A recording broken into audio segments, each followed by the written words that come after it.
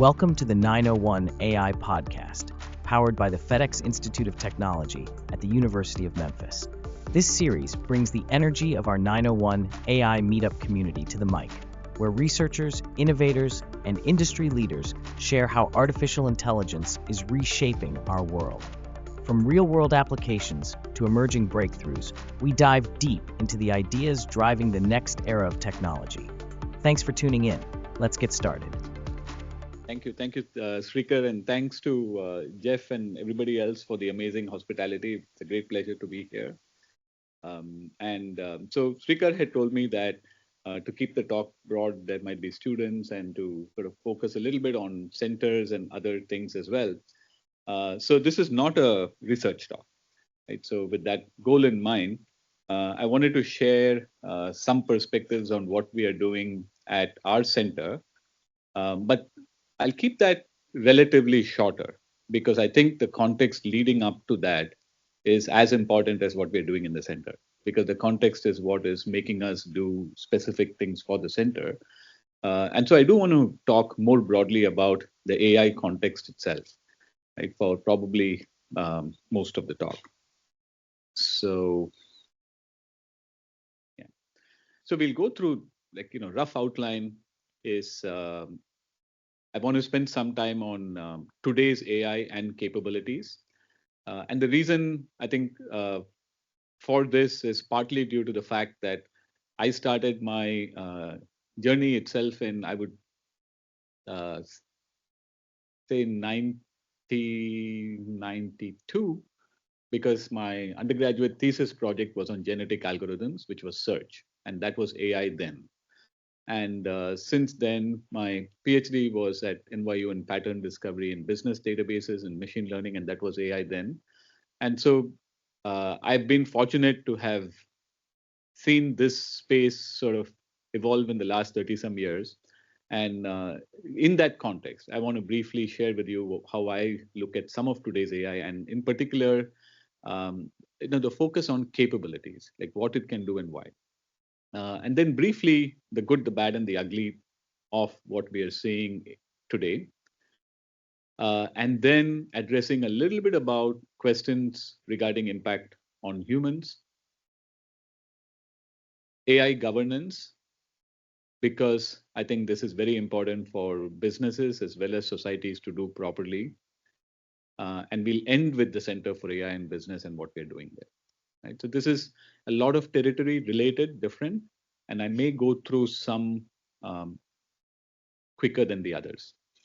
Right. So the reason I like to talk about capabilities is that unfortunately, a lot of people, when they talk about AI, they talk about AI as if it was magic. AI can do this, AI can do this, AI can do this, and so on. Right. So I tell my students, hey, if you want magic, go watch Harry Potter. AI is not magic. AI is AI, and that magic is a bad metaphor for AI. But I'm not sure. Right. So if you look at over time, some of the great examples of AI that we have seen, I think it's very reasonable to think of magic being a very good metaphor for what AI can be. So many of you are probably aware of this. This happened like 15 years or so ago when IBM Watson built a system that played Jeopardy and beat the world champions in this game. You had hundreds of millions of people who watched this happen. And it was probably one of the first early moments when the rest of the world said, wow, this is magic. Right? But then even if you ask magicians, they'll tell you magic even is not magic. Right? They follow a very determined set of rules to make a rabbit come out of a hat. And that's more or less what IBM Watson did to build Watson for Jeopardy. They followed a set of rules, implemented a whole bunch of NLP heuristics, which they did not publish. A lot of this was proprietary to build this system. Now, today's AI is similar to magic in that sense. It is doing some amazing things on a daily basis, but a lot of this is because of careful engineering under the hood, as most of us know. One of the things I've also shared with different audiences is that if you go back and trace the history of AI and look at how did AI demonstrate intelligence, you can see these types of examples. The earliest example is, Shannon's amazing paper in 1950, right, 75 years ago, on programming a computer for playing chess. There are chatbots. The one in the about Eliza, I believe that was in the 1960s. The medical diagnosis expert system, which was AI then, was in the from the 1980s, right? So these are chatbots, games, and medical diagnosis, right? In the last 75 years, if you go back. You forward 75 years, today we have chatbots, games, medical diagnosis, right? The use cases remain similar. And the reason we end up picking these use cases is that this is how we know for demonstrating intelligence. These use cases are ones that people associate with intelligence. Having conversations is supposed to be intelligent. So let's build AI to have conversations, right? So this was the way these problems were chosen historically. But the big thing that we all know now is that what changed very, very dramatically from early AI to modern AI is this shift from learning from what I call here pre-programmed logic versus learning from continuous massive data, and not just data, but and new learning paradigms. Right? Learning paradigms like reinforcement learning, where you can learn by trial and error. And this is very profound because whenever you learn from pre programmed logic, you can only get as smart as the person doing the pre programming. But today, finally, we have ways of learning, algorithms for learning, that can build machines significantly better than us because of the learning paradigms. Right? And we have seen examples of that. So today's AI is doing very magical things. And if you look at the capabilities, there are many reasons why it's so good. And many of us may disagree. If I asked you to give me 4 reasons why AI is great today, what are the reasons? You might have other things that you come up with. But these are 4 that I've picked, which I feel are very fundamental to create the kind of capabilities we are seeing today. Uh, as all of us know, on the scientific side, but this is the layperson and the business person. Sometimes I feel it's good for them to also know this when they're using AI or interacting with AI. Regardless of how we communicate with AI, whether we upload an image, a video, talk to it, or type a prompt, what's going into these machines is a number, right? And everything in AI is a number, right? That we know. That's how these systems are designed.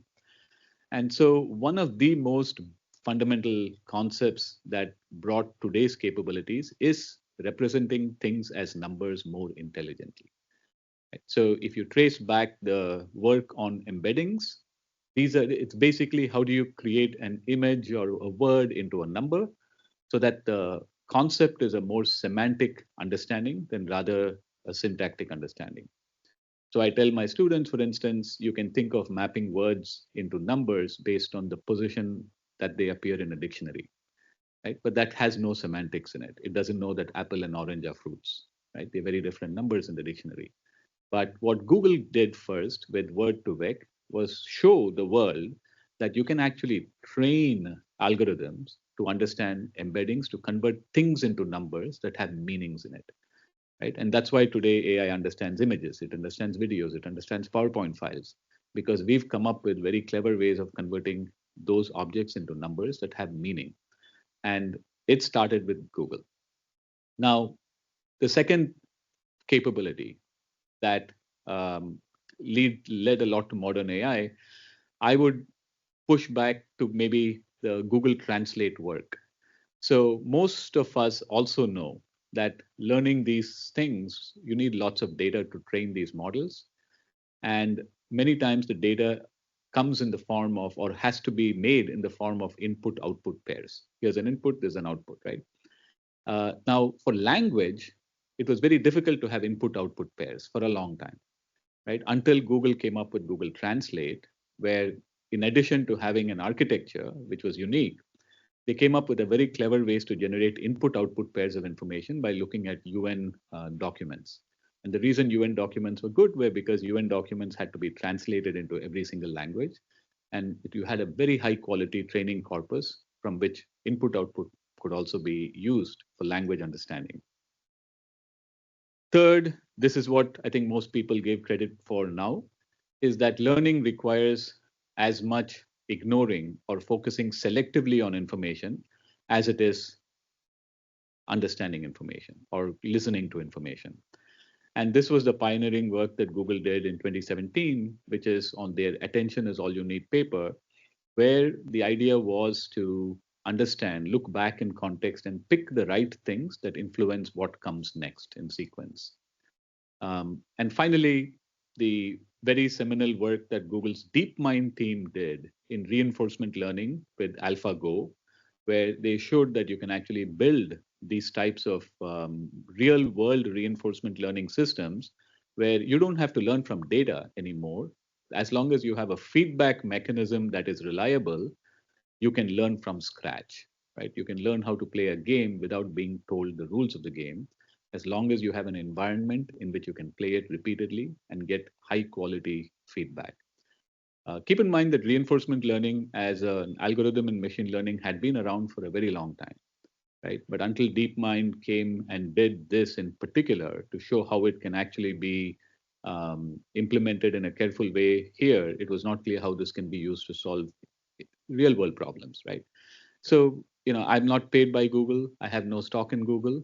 I should have had more. But a lot of these 4 points, as you can see, one of the fundamental ideas, I think Google had a lot to do with modern AI, right? So I give them a lot of credit for very seminal work. In a sense, they remind me of the IBM in the 80s and 90s, which was one of the key companies for the modern economy itself because of the brilliant ideas they created. So now, with that as some kind of baseline to give you a sense of how I look at these things, the good, the bad, the ugly here is also deserves some attention today, right? So the good is, in a sense, right? So we have this notion that the degree of intelligence we got was previously bounded by human intelligence. That's no longer true, right? I'm putting this under good because what this means is that now we can build things that potentially exceed our own knowledge, right? And that's great, good for society if it's used well. And the fact that our new algorithms are powered by new learning paradigms and by compute, and that we have extremely fast compute today because of GPUs and the revolution there, now we can finally make AI teach itself all kinds of things if we build the right environments for it to learn, just like children learn. Now, there are exceptional use cases for AI that can help humans boost productivity, scientific discoveries, and the goal of today is not to go through all of this. Excepting, there are always people who think it is, hype and so on. But if you look at AI is being referred to as the fourth revolution, fourth industrial revolution, and so on, and that's a very significant claim. And so people essentially compare its impact on the economy, productivity, and society, similar to how what happened when steam first came to power things, electricity first came to power things, computers first came to transform the world, and now the thought is the very last word, right? Intelligence, right? So what we are producing is intelligence, and we are producing intelligence at scale. And what can that do? This was because of a great conversation we had last night over dinner. In addition to like one of the things, just looking ahead at where all this could go, some of the leading thinkers in this area, like including Jan LeCun, Fei-Fei Li, and others, are starting to look ahead at physical AI. And the notion being that today's AI is trained on information and produces information, but we have to identify and give it information. But humans learn by interacting with the physical world. And the concept of physical AI is to move in that direction, is to take AI so that it can also learn by interacting with the physical world in a very concrete way, just as humans learn. On the right of this slide is that humanoid robot that's been making the waves in the last couple of weeks all over the world. This is the first $20,000 home robot that will do work for you at home. You can give it instructions to pick up your dish and put it in the dishwasher. It'll do it for $20,000, right? But this capability is only going to get better, right? And over time, this concept of combining what we have today in terms of intelligent pieces with robotics and the things that robotics can bring to the table, um, the potential is very, very significant, right? There are risks, of course, and we'll talk about that. But this is what is getting people excited at thinking that look, we're at the cusp of a multi-year revolution that's slowly going to play out, right, in this space. Now, there is the bad and the ugly, right? So as we are doing all of these things, there are even more serious security issues that come in that we didn't have to worry about before, right? Um, on the information side, the ability to do things with AI and create realistic content has already taken the world by storm, right? We are living in a world in which it's very hard to tell truth from fiction. Anybody can produce anything that looks real, and without having a systematic way to identify and tag it, it's going to get hopeless really soon. Right? Now, there are positive use cases for things like this. People are producing videos to advertise their own businesses and so on, and that's great. But this raises all kinds of concerns, right? That we should be aware of. On the physical side, you can imagine what can happen when you have a very strong robot at home that can be taken over by a cyber attacker, right? These are not hypothetical situations. These are very real dangers. And one thing that I have learned being in technology for a long time, and I tell everyone this, is that it always feels that when new technology comes out, very powerful technology comes out, it always seems like the bad guys use it better than the good guys. Right? And we should 100% expect that that will play out in this space. And it is playing out now as we speak, I'm very, very sure. Right? And we have to figure out now what to do about it. Right? These are the risks that we are facing. There are, other issues on the bad. I'm not going to go through all of these, but the very last point here talks about the impact on humans during this transition time, right? And most of us have are seeing some examples of this, and it is clearly an important issue for us to consider and find some solutions. The ugly, the ugly side, as I think I've said in part, is that you can create very dangerous app content and applications. Potentially has environmental impacts, potentially violates copyright, that we still are figuring things out. We are learning from human generated data over the years to potentially replace humans. That also looks bad.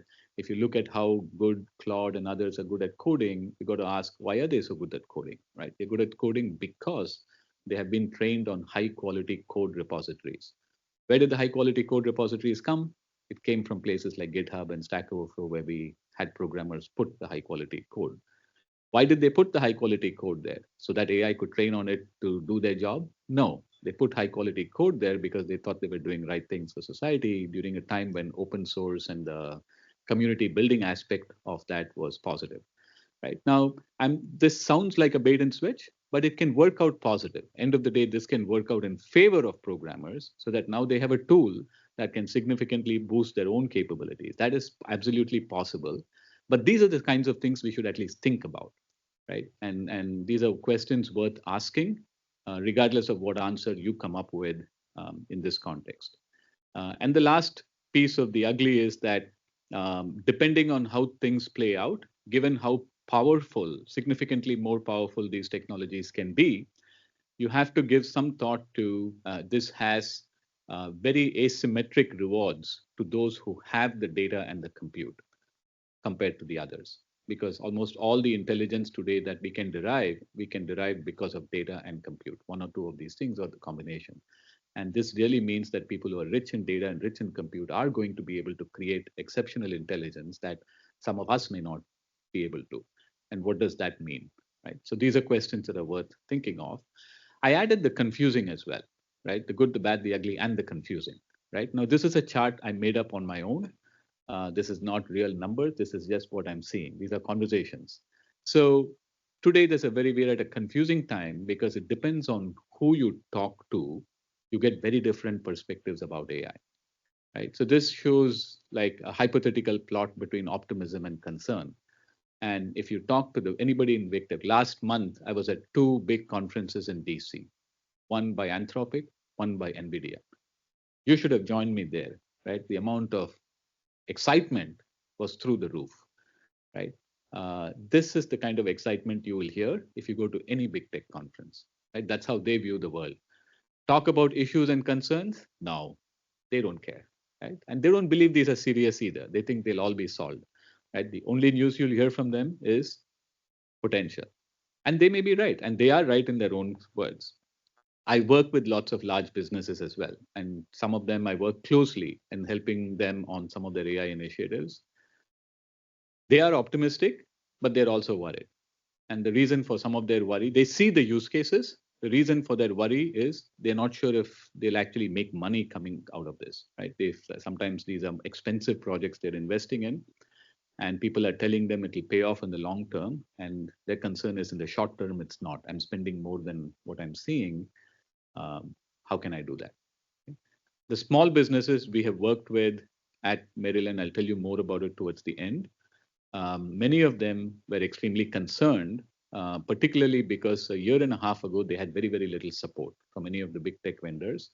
And a lot of the AI based ideas potentially could have replaced what they are doing. And it's not clear what alternative like they have.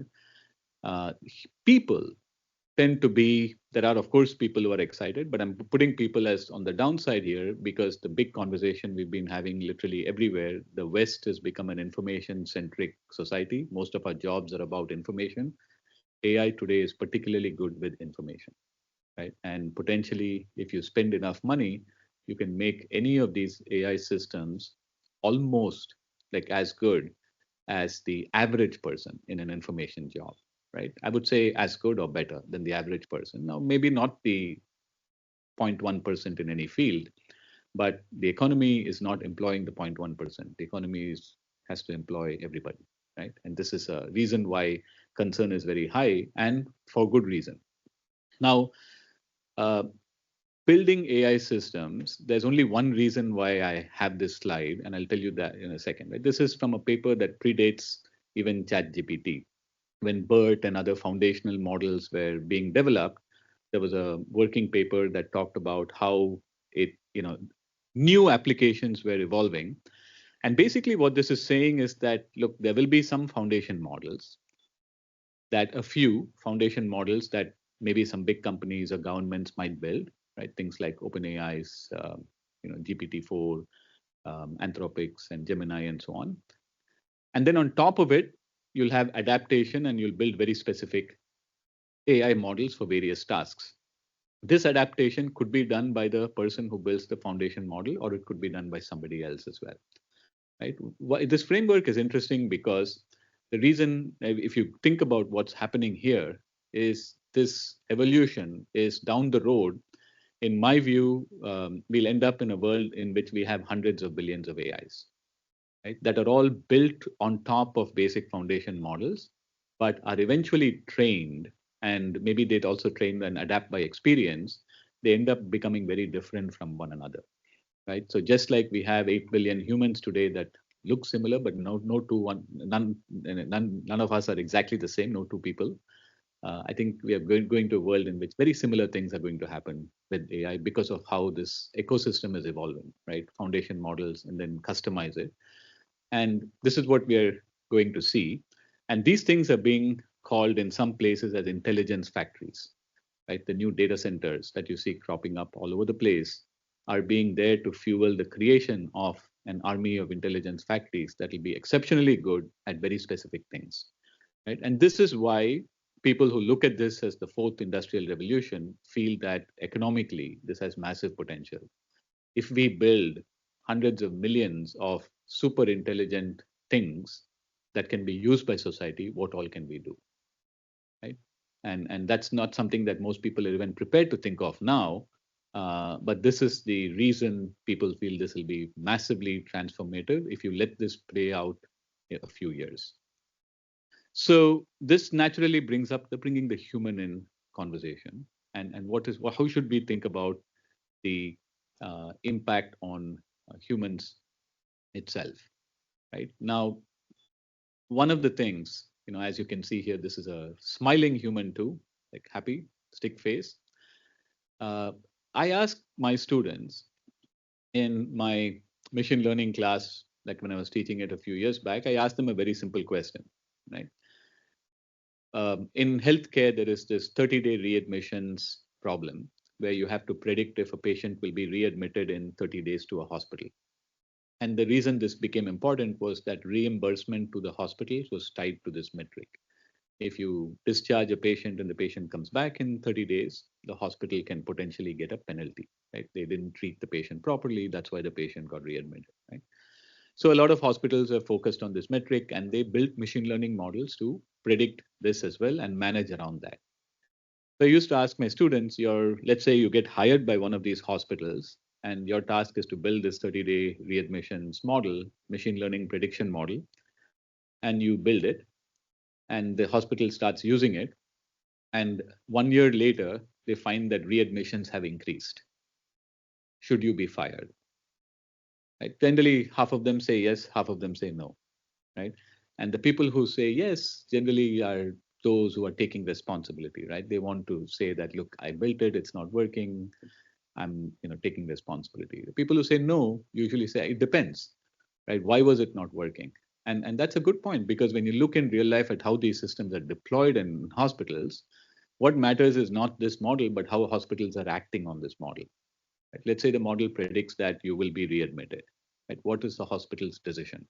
Are they going to keep you in longer before discharging you?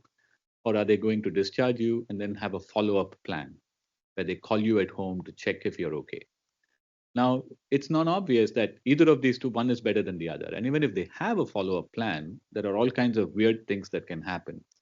There are cases, for instance, when having a follow-up plan can backfire because if you keep calling a patient every day and say, "Are you feeling okay?" the person might think, "How bad am I that the hospital is calling me every day, right?" And come back to the hospital as well. Such things have happened. So, how you use this in practice influences the outcome, perhaps even more than the machine learning models itself, right? And in business schools, we know this a lot. This is what we teach our students to also understand that it's rarely about technology, it's more about the decisions that are made by humans, technology, and the whole process itself that affects the outcome. And this is even in this particular example, if you ask hospitals today, what's the perfect way for you to combine your human processes and decisions with machine learning models for 30-day readmissions? I don't think we'll get a single answer. Right? I'm not sure that we'll get any thoughtful answer there. So same questions happen. We have a lot of machine learning models. This came out in 2019 when I was teaching a course on machine learning for physicians to 25 physicians in a room. And this was a paper by Google DeepMind that came out in Nature that showed that a machine learning model trained on clinical data from the VA would predict this thing called acute kidney injury 24 hours in advance for a patient in a hospital. This apparently is important because in AKI or acute kidney injury happens, fatalities are very, very high. So, but this model, when Google DeepMind published it, they said it was right 1 out of 3 times. So for every 3 signals it gives you, 1 signal is correct, and there are 2 false positives. So I asked the doctors, would you use this? Right? And it was a deep learning black box model, right? Absolutely no transparency.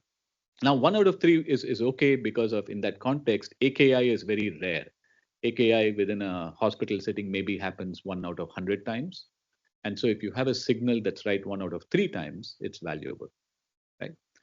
So, but I thought the doctors are going to say, look, this is a black box model trained on data, zero transparency, right? And almost all of them said yes, absolutely, they would use this. I was surprised myself and I was wondering why. And in the conversation, I think it came out that they said, look, as physicians, they are trained to interpret and work on lots of signals. And if they get another useful signal, they'll figure out how to use it, right, in conjunction with the other signals that they're learning, right, from practice. And it was a very interesting response. But then exactly how they take actions creates all kinds of problems. They couldn't agree on what they would do exactly in this situation. So someone said, for instance, that if the AKI signal went off, they might elevate the patient to a higher category ICU. Somebody else said that, but if the higher category ICU is always out of space, right? So if you have two false positives and they're occupying beds there, chances are somebody else is going to die, right? Who otherwise needed those beds, right? So again, you have to figure out how do you use this signal as part of a process so that you combine the human processes and thinking with models and decisions that a machine makes. So this is not easy, right? And if you think of how humans and machines have worked together, there are all kinds of horror stories in the past. This is not a very fair example, but it's an extreme example.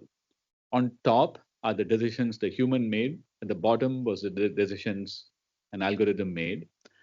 And as you can see from this, the x-axis is time. The human and the algorithm were constantly at odds, doing exactly the opposite thing time and time again. Unfortunately, this was what was published by the New York Times when one of the first major Boeing accidents happened many years ago, right? When they had this MAX flight that had a few issues with it. And this was the pilot struggling to move it in push the thing up, whereas the autopilot was pushing the nose back down. And unfortunately, here the algorithm won. Right now, this is not a good example for many reasons. I mean, it is an example to show that this human-machine systems are complex, right? It could. I can easily argue here that the challenge here is not that the combination is wrong. Maybe there are so many times when it worked by correcting a flight that otherwise would have crashed that we will never know, right? And so it's easy to point blame, but maybe so many other lives were saved because of other decisions it corrected. But it just raises this question: do we know how to even think about this carefully? So in one of the things, and this is the only slide where I'm explicitly pointing to something I'm doing in research, but it's also very important because someone said that you have to have a presentation wherein at least one slide they don't understand you.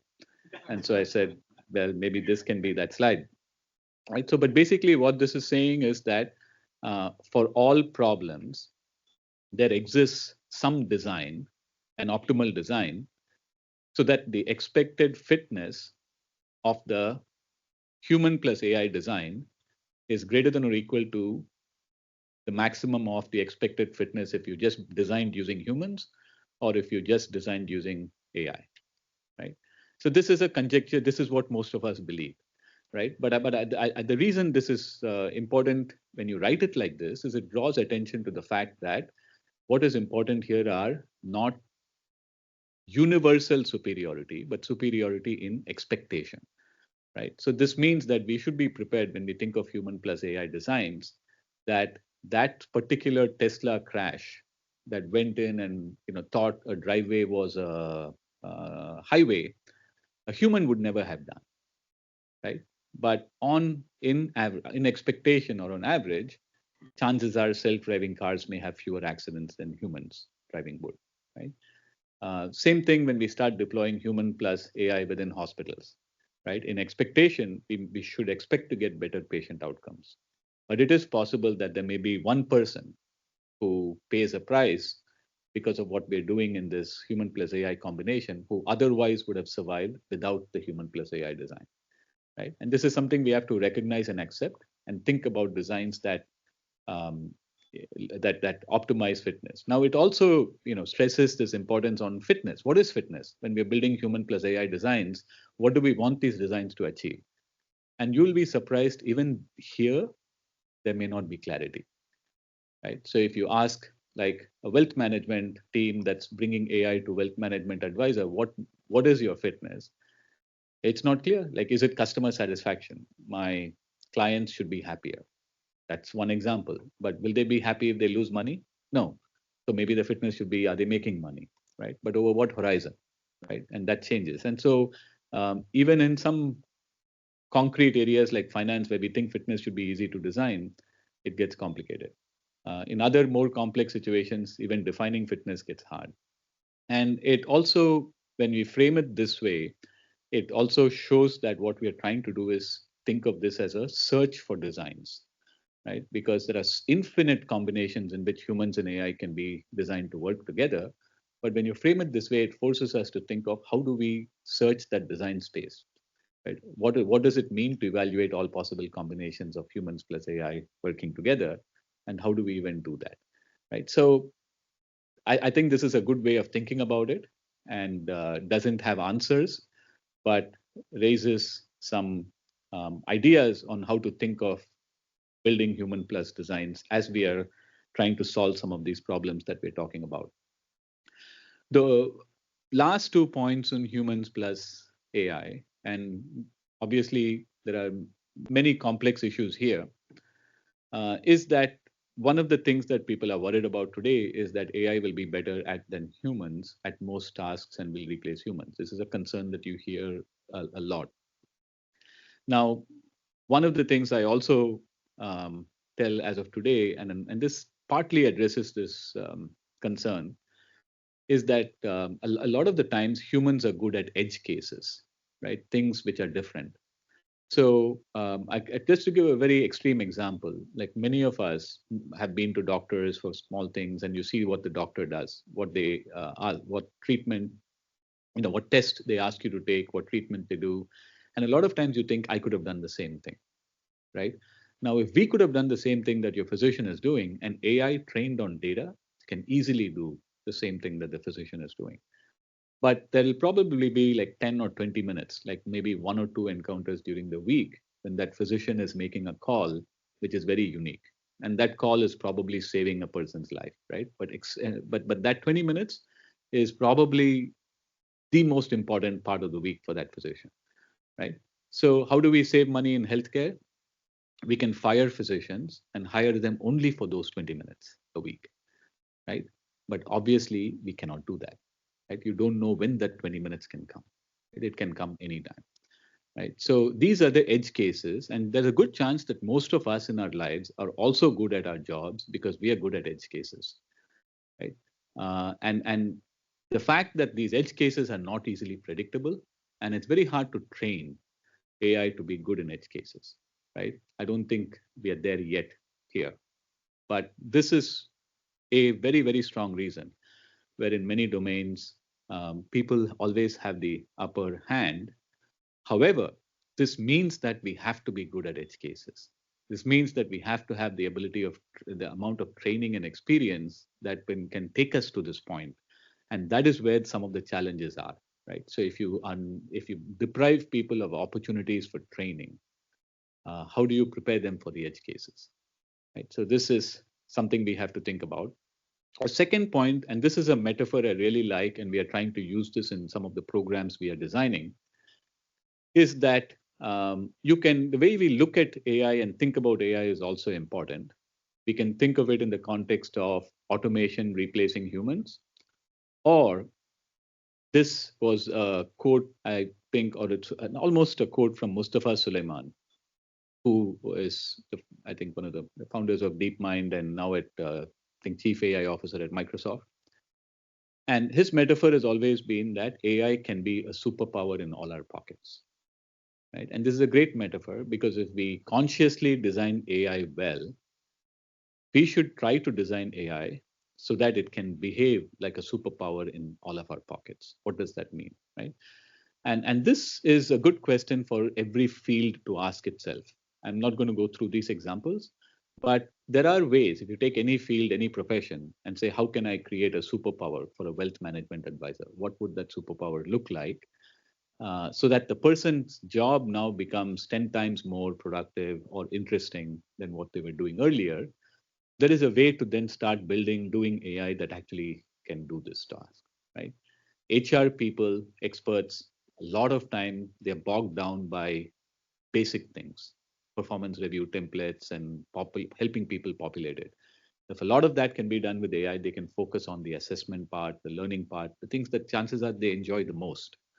So these types of things are what I think are worth paying attention to, as we move forward and think about AI complementing humans.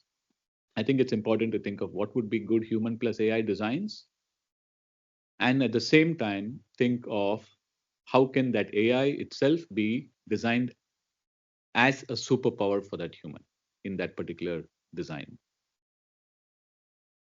The fourth piece of today is governance.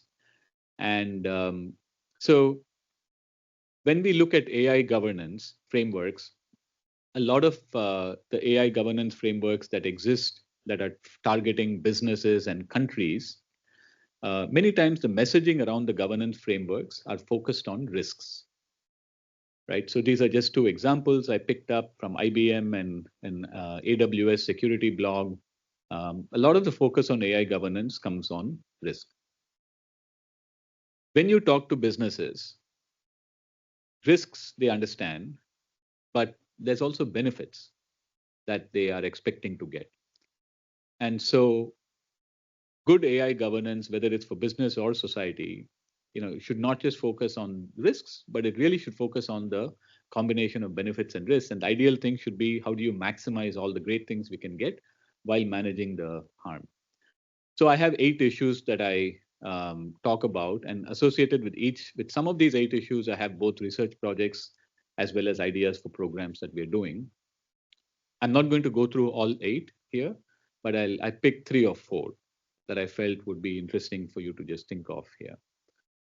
I'll spend very little time on each of these things, but one of the important aspects when businesses use AI that's coming up a lot is this chances of error, right? How much you quantify the error. We have seen in many examples that when companies are deploying AI, they're not getting the same performance that vendors are promising, and the performance are not reflecting some of the test cases that are published in academic papers on test beds. There are many reasons for this, right? And let's not get into that for the moment. But because of this, it's important. The answer is not, I'm not going to use it, right? Because then you don't get the potential benefits that can come from what this AI can do for a business in terms of efficiencies and so on. But the solution is, can you come up with a verification architecture? Right? So as it's being used, how do you systematically ensure correctness? Right? And some combinations of random sampling and human work can be used to do this well. Most companies are not doing this. The second in this list of things, there are many, is obviously responsible and fair use. With regards to responsible and fair use, these terms mean different things for different people, and that's okay, right? It's important for us to understand that at the core of this is there is a set of values, whether these values are societal values or organizational values. The values are what drives the meaning of what responsible and fair is. Right? There could be some society that doesn't like facial recognition systems because it violates privacy. But the same facial recognition systems, when used, could improve security. Some societies will take the trade-off, others will not, right? And that's okay, as long as people understand that these are not objective terms, that the definitions of these things will depend on values ultimately, and values tend to be different. So when businesses are using this, for them to, governance should be, they have very strict ways to ensure that businesses keep to their values in their existing operations. They should not lose track of the fact that when AI comes, it's still important to do that. Right? Just as a very simple toy example, if you have a chatbot, the chatbot should behave like how you behave to consumers, and not like how OpenAI wants it to behave, right? And if you extend this metaphor to other areas of how AI works, then this concept of having values first that then determines responsible and fair use becomes important. Effective design of work is clearly a very important part of governance. And the reason this is important is that in most places, in order to avoid AI replacing humans and rendering people out of jobs, what is clearly possible is to change the work that people are doing. Right? If you treat the work the human is doing as the same, it's easy to see that a tool you buy off the shelf can be better than the human. But if you actively think, what could this human be doing? Right? Now you can move to a different equilibria where you have happier employees, more productive firms, where the work itself is changing. In part because of this, there is this small group of people who are talking about this term chief people officer. Companies have had chief people officers, and that's itself a fairly recent term. But the claim is that maybe we should have chief work officers and not chief people officers, because the idea is to focus on how work should be done. It's an interesting thought. The framing of it has to be careful, because sometimes when you focus as chief work officers, people might think they're being taken out and automated, right? But the focus is keeping people in because you think of work rather than people, right? It's counterintuitive, but it may work out better for humans. This, as I said, I've skipped some. I want to also draw attention to the fact that as more and more AI systems are being used everywhere, it's important to think of governing systems, not models or AI alone. Right? So just think of the world in which we are ending with hundreds of billions of AI. Now, even before, many years back, we had companies use multiple machine learning models internally. Eventually, it reached a point where they all said, you know what, we need a tool. We need a system that keeps track of multiple machine learning models so that we can monitor them, a dashboard, so that we know when to retrain these models and so on. And there were many tools that the tech industry built for this, including SageMaker and some of the others that can keep track of machine learning models. And those were part of ML governance, machine learning governance as well. We need similar systems, but unlike what was done before, these should keep track of systems, which is not just what the machine learning models are doing, but a combination of in those things, what did humans do, what did the models do, what did the aggregate decisions, etc. And this gets more interesting. It also gets more complex, and that is important. Now, risk management. I skipped a few, as you can see from the numbers, as I hope you can see from the numbers if you're paying attention, unless you've fallen asleep right at the back. No, back is awake.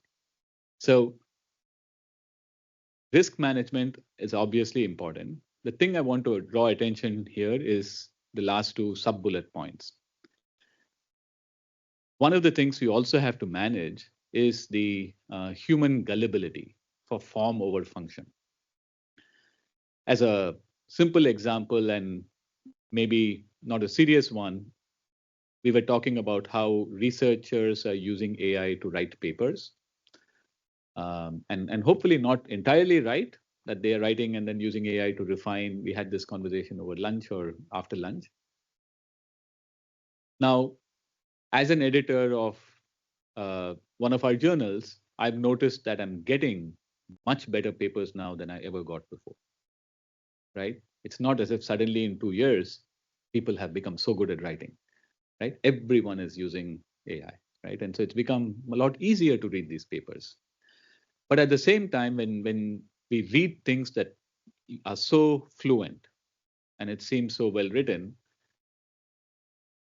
are we paying enough attention to what really matters, right? Or are we getting attracted by the form so much that we lose our ability to focus on what really matters? At least in the context of, I think this is important from a risk management point of view, because when businesses start using this and if the AI system starts giving some very fluent and justifiable recommendations, their own analysts using this might make poor decisions, right? And you have to manage against that. But a bigger issue here is where this will take us, right? I think where it could take us is, given that textual generation is going to be so fluent and fluid, that very soon we'll stop paying attention to textual generation anymore, right? The content of an email will be less important in terms of how it's written, but instead we'll go back to what is the core point it's trying to make, right? Just extract the main ideas that are the basis of this, not how it is presented. So I think that's interesting. And the very last sub-bullet point here on risk management from a governance perspective is what everyone talks about as red teaming and adversarial preparation. This goes back to one of the comments I made earlier, which is that from my experience, it looks as if the bad guys always use technology better than the good guys. And I'm going to condition this now a little bit by saying that it's not the bad guys use it better than the good guys. What tends to happen is whoever gets the best return on investment will quickly use a tool. It's just that for bad actors, return on investment is defined very differently. And in their own minds, they are getting massive ROI, right? So firms using AI should fully expect the worst that could happen to them and manage for it. So if you are an insurance company and you've gone to a system where people are submitting insurance claims electronically for roof damages, and all they have to do is submit pictures of images of roof damage, this is the system you built for the last 10 years to become more efficient. Today, we have a situation where none of these images may be authentic, right? And these companies have to plan for it. They should anticipate that this could happen and figure out now what, right? How do we evaluate roofing risk anymore, right? And this is the kind of thinking that at least it seems like pessimistic or worst case, but I think people should do that because this will create safer and better systems if we expect the worst. Right? The very last area, right? So this was context. Now, why did I spend time on many of these things? One of the I think when we do these centers for anything, it always comes by from a group of people, and it's important to have a perspective on things. Whether you're right, whether you're wrong, matters less, right? Having a perspective on things is going to shape what you do as part of the center, right? And I think I gave you a sense from the previous 45 minutes or so how I view this world, right, and some of the changes we've seen. And with this, 2 years back at the Smith School of Business at the University of Maryland, we started our Center for AI in Business. And we took some time to come up with a mission statement, right? I'm drawing attention to very specific things here because it also became clear to us that our ability to do things in AI is always going to be likely inferior than people who have access to some of the best technology. Right? Particularly in AI now, academics do not have infrastructure that industry has. And now that doesn't mean we shouldn't be building. We are building, but it also opens up to now what is our role? Right? What are the things that we can do that maybe industry cannot do better? And so I put here saying we facilitate, meaning we want to create amazing and safe products and services. So amazing focuses on value, right? From a business school perspective, almost everything we look at has to have value first before we can talk about anything else, right? But value alone is not important. Safety is important because I have a technology that can be incredibly unsafe and dangerous. So safety becomes equally important. And again, from a business school perspective, it's important to think of products and services both, right? And to think of how both can be designed. But from a business school perspective, where do we come in? Like, how do we actually do it? We do it through AI-enabled design, how we can build things by doing AI. And part of this could be new algorithms specific to business, but we can also do it through governance frameworks, right, on how to manage AI.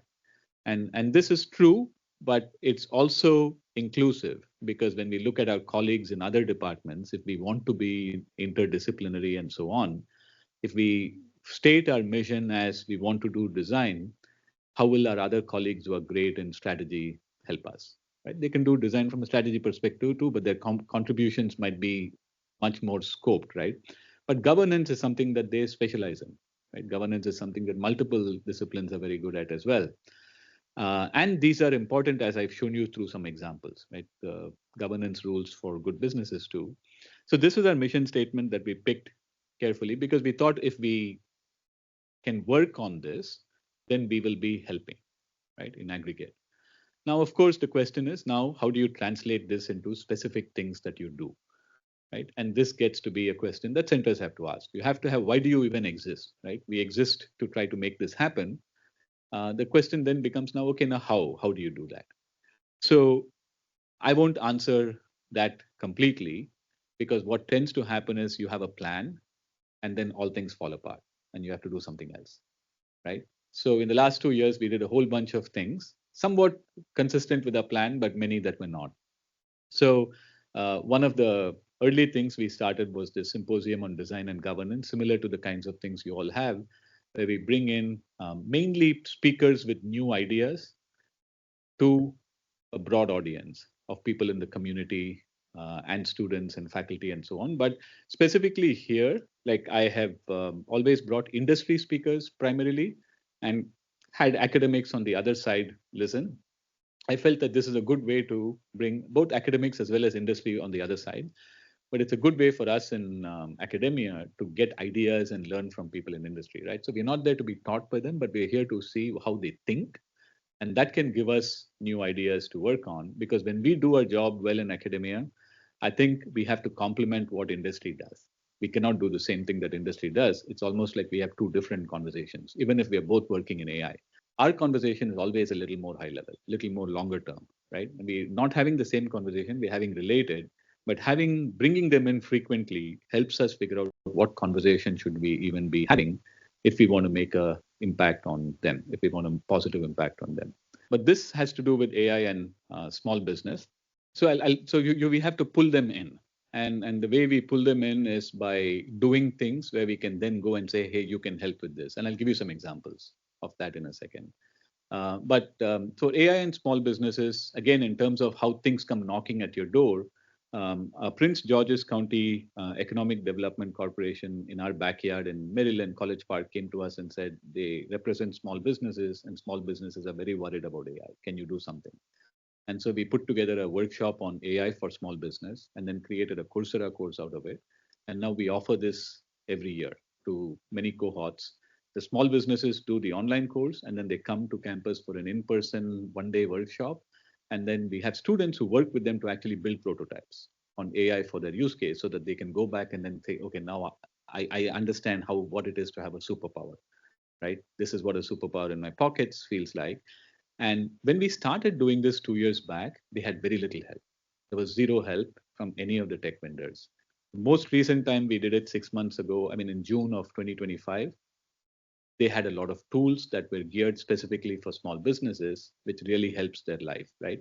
So think of this when I tell people, small businesses, why is this important? They're like over 40% of US GDP. That's how big a contribution they're making to this our economy. And this has the greatest potential to be transformed by AI, right? The metaphor of superpower in their pockets applies to this industry more than anything else. And sometimes people say small businesses are mom and pop businesses, right? And informally. And by working with some of them over 2 years, I can tell you sometimes it's not mom and pop. It's only mom or only pop. There's just one person running the whole show, right? And they have to do everything, right? And so this could be an AC person fixing your AC. And as they're fixing your AC, the phone is ringing because somebody else needs their AC fixed, but they don't have the time to take it because they're fixing your AC and you're upset with them and they've just lost an opportunity, right? It is the person in a restaurant trying to prepare food and handle calls for to-go orders at the same time, right? Not being able to have enough customers happy. These are things today's AI can do for them, can be a superpower in their pockets. And this is what we need to facilitate happen fast, right? And so we are doing a little bit here, but a lot more has to be done in this space. So our workshops that we did for them got covered by the National Review recently. And the nice thing is when they wrote an article, they actually titled it, AI can be a small business secret superpower, right? Because eventually, if we can do this, this can be very transformative for all of them. One of the other things that we did recently was we had partnered with Capital Area Food Bank, which is the largest food bank in the Washington, D.C. area. And so they're actually interesting. The way they work is there's a middleman of sorts, but a very important middleman. They have a lot of people who donate food to them, and then they have food banks to whom they provide the supplies. And the food banks are the ones that then make the food and give it to people.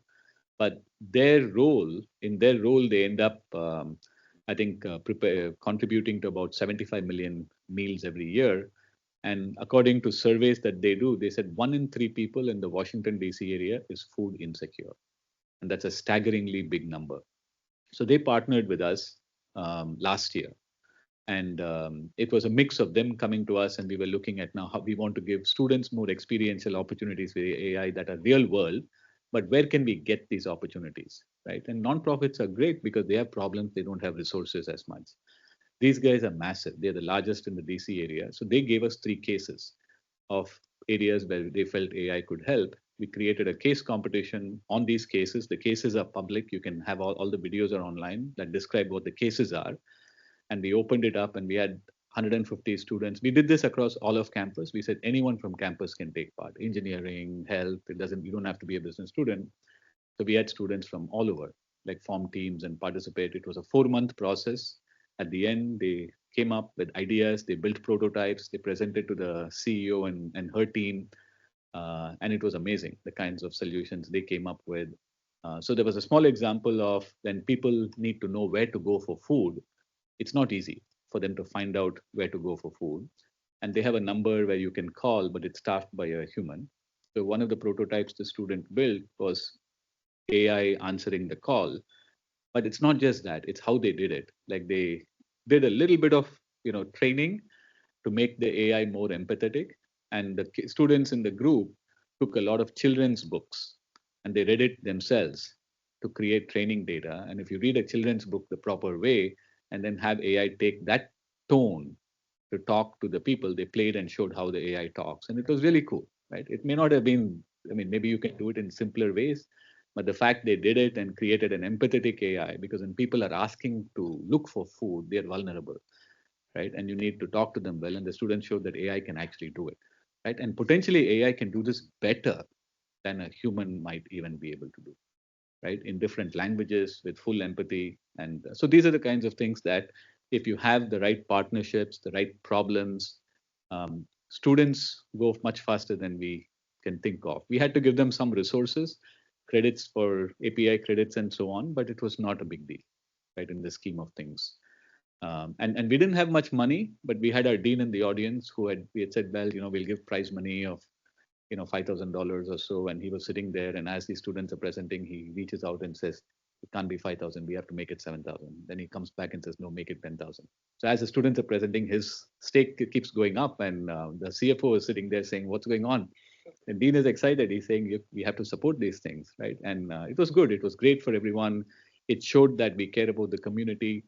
They ended up hiring some of these students to go and build this internally for them, right? So these are the kinds of things that centers can do that for-profit companies don't easily do.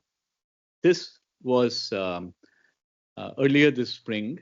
In February, in the DC area, we started having a lot of federal workforce layoffs. We had thousands of people, and I was teaching classes, and in my class itself, the evening MBA students, some of them were losing their jobs. We were people who worked in the federal sector for 10, 15 years and so on. It was a tough time. So we had gone and said, look, let's put together a AI program targeted at mid-career employees. The motivation was federal workers, but it was mid-career because there were layoffs in other places as well that can help them transition to opportunities in the private sector. So we got 10 professors who said yes for zero compensation, that they'll create new content in a studio just for this purpose. And we had interviewed 10 industry leaders, chief AI officers, and CEOs, and so on. And we put together 26 hours of content where we combined AI in basics, capabilities, AI in finance, marketing, and so on, along with a career empowerment angle, right? How can you enrich your careers, right? Target and combine those two to create an AI and career empowerment course. And we launched it on May 1st, saying it's completely free. It took us 3 months of work, actually two. Feb, we wanted to do it. March, April, all the work happened. May 1st, the whole thing was live. And we have, as of today, almost 40,000 people in that program from every federal agency you can imagine and from all over the world. And lots of content, right? And it's not just that they're enrolling, they're completing.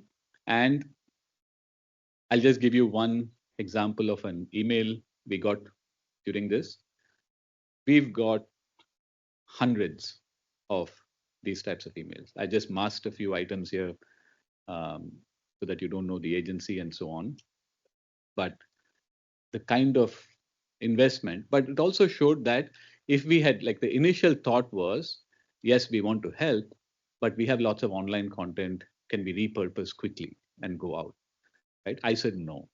I said we want people authentic in the classroom, building fresh content for this audience, and because it has to be done just right, and quality and the investment in time is necessary, and that I believe is as important as the content, right? So the quality of the final product that you put out is very important when you go out at scale like this. And if we had cut corners, had people record at home on Zoom and upload, quality would have been like all of this was done in our studio.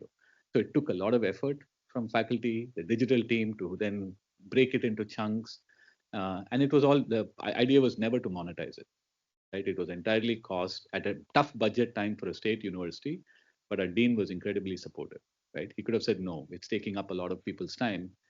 But he said, and so we get, I'm not kidding when I say we've got hundreds of messages like this, and that I think makes us feel good, but it also I think helps us do what we are supposed to do, right, in terms of mission for the community. These are things again that it's hard for private industry to do, right? This is where I think centers can take the lead, but you have to be quick to identify the need and quick to address it, right? If you sit on something like this after 4 months, these people don't need a program like this, right? They've figured other things out. Last month, we had this faculty, right? We did this. I'm sorry, to your question. So when we did this program, we actually went to people from all the departments and showed them what they could do so that they could do it, because they were already doing it in their classes. But we said, what you're doing really makes sense for everyone. Come and do it as part of this. So a lot of what I was doing was to identify people in other departments and pull them where they can now contribute to this entire center's mission. And once they see that, then they start volunteering even more time, right? So on their own, initially, it doesn't happen. Someone has to go and pull them in. And we did the same thing for the lightning talk. So he said, you know what, on the research side, it'll be good to have niche areas where we identify within the business school where faculty can collaborate. But everyone we know is doing AI research. So this is the second time I did this, and we get 3 hours. We feed people, we have food, drinks, and so on. We have short 7-minute talks, and we went through 22 of these. And faculty from all departments come in one place. They're presenting in 5-7 minutes their idea, and people walk out saying, I didn't know you were doing this, right? And then they start building collaborations and opportunities. Very easy to do, but if somebody doesn't do it, it'll never happen. Centers are great tools to do things like this, right? That individual departments. So there are a whole bunch of initiatives. Just because the slide is blank, it doesn't mean we're not doing anything. But I don't like to talk about things we're doing that we haven't necessarily done. But there are some exciting things, particularly for small businesses. We want to try to put together a platform where they have a one-stop shop. They go and they can find all the tools they need, so that there's no confusion about where do I find tools. And there are other things we're working on in this space. I'll end with this slide, and these are nothing to do with AI, right? Just general lessons that have helped, because I've done 2 centers, one at Florida, one here, and this to me is always important, which is having a vision about the future. That's why I said the first part of the talk, which is providing the context, etc. I think gives you a way of how I'm thinking about it, and this is useful for me because this will influence how what I want the center to do. This doesn't have to be a single person; it could be a group, right? But before they do the center, they should collectively talk about what is their vision for the future. That's what gets the group together on the same page, so that they can say what are the things that they believe in. Because if you don't believe in, guess what? You're not going to put your passion into the center, right? And so having people get together, talk about this, I think is the first step. Second is to be very practical about where can you truly add value, right? Be very clear about our advantages compared to what NVIDIA or Google can do, and to be clear that we're operating on our terms, right? And even within your own terms, you have to be very practical about your physical place and location and where you really can add value, right? So if we are in the DC area, maybe we can really add value to that audience, right? It may be much harder for us to provide programs in Boston where they're in the backyard, they have MIT, right? Hypothetically. But those are the kinds of thinkings you have to do. And even there, maybe it's easier to add value in narrower areas than broad areas, right? Because there are limited resources that we in academia have. And would it be better if we narrow focus somewhat and attack that as a niche, like what Jeff is doing with the supply chain initiative and so on, where you have advantage and you have a niche where it's clear that you have competitive advantage. Someone had mentioned sometime back this term that the riches are in the niches. So I just copied it. I said, that's a nice term, and it's a good way to think about the need for riches. And then this, of course, this has happened all the time. Like we create a center, have a plan, and then something else happens, and you realize all your time can be better used doing something else. Like the program we did for the federal workers, this was not part of a plan. There were other things we wanted to do in spring. All of that we put aside and said, let's put all our effort here, right? So you have to be ready to do it. Otherwise, you're not going to be responsive, right? And that's a culture that you have to end up being comfortable with. Then you have a plan, but keep looking outside. Where is the need? Where are the opportunities? And then be quick to jump on this, which is what industry does. But we have to, in academia, when we think of running centers, we also have to try to do the same, right? This won't be a problem if you find people who are passionate, right? If they have a good vision, this is exactly why they're getting together to run centers, right? So they will do this automatically. It's important to just um, be responsive. And this we already talked about, because I think centers have to differentiate based on your very practical idea of what your strengths are. Your strengths could be your location. Your strengths could be some industry partner. Your strengths could be specific people who are here for some reason, but you have to be very clear what the strengths are and try to use that and use that as a differentiator.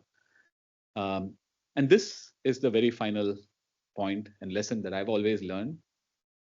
Plans are useful, but people are more useful, right? So almost all centers, like when they do good or when they fail, the ones that do good they do good because it's not just a one-person job or a two-person job, that there are a whole set of people that are collaborating on various initiatives and finding those people, finding who they are, right? And being open about who they are, right? They may not be the most famous people in your institute. They might be a PhD student, right? And maybe you're not thinking of ever having a PhD student do that role, but someone says, you know what, this person will be great, right? We never thought about asking a PhD student to lead this. It's a stupid idea. No, it's not a stupid idea, right? If you find talent in some place, those are the things that can make centers do great things. And we have to be open to where we have the people who have that passion, energy, and interest. And this is a as important thing as anything else, because if you do that, then rest of it becomes easy. So with that, I'll stop. I'm not sure if this was given Srikar's instructions to be broad, general, center focused.